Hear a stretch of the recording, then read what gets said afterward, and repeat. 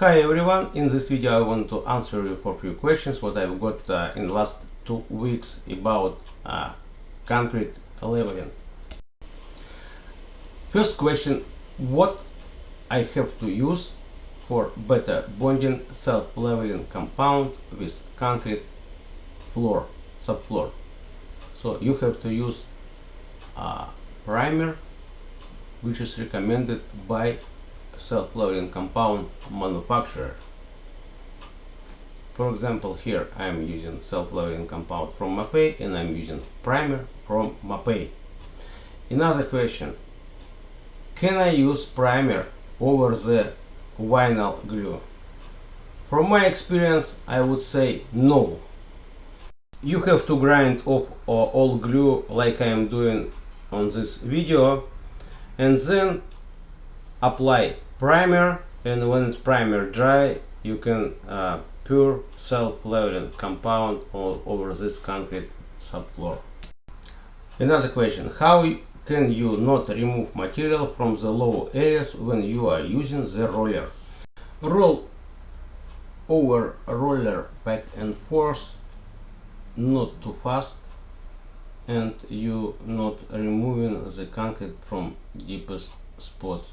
Also, if you have very deep spot and you can't roll it over, just do it like I showed here, just smash it. It's very helpful. Also, you can do it with different tools, with rake, but roller it's work very good too. I also got a question, can I make self-leveling cement mortar myself in home? I guess not, because there are so many chemical components in this material and you have to make big research how to do it. Also, I got a question about what kind of self-leveling compound I can use for epoxy application. So what I know, the best material for epoxy, it's Arctic self-leveling compound. I have a question, can I add more water to self-leveling compound? For Mapei, what I'm working with, yes I do, but about other materials I don't know.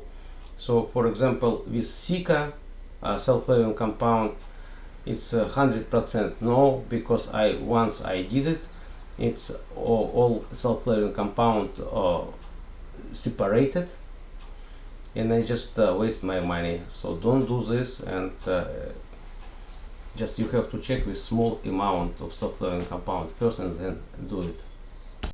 I hope this video was helpful. If you have any question, don't hesitate to ask me. I always answer you. See you on next video.